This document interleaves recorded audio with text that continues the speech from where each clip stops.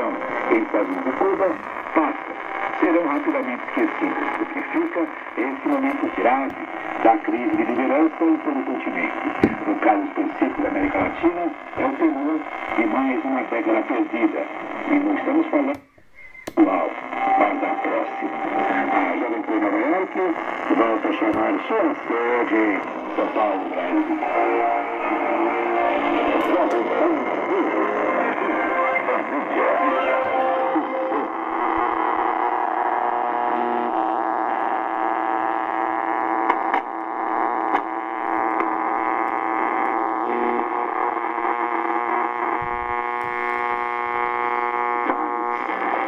gosta de sempre.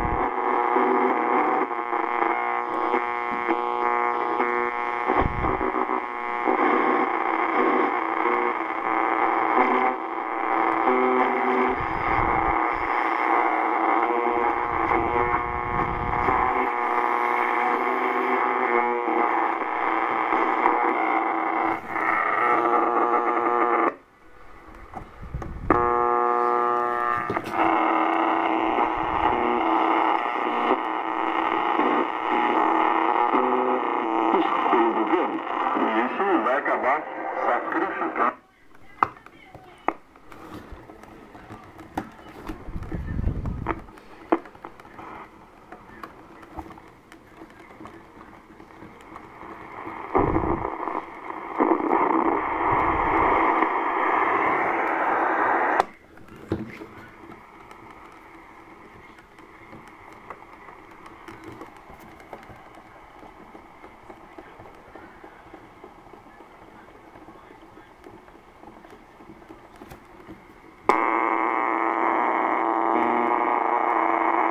De São Paulo, após incêndio na área industrial.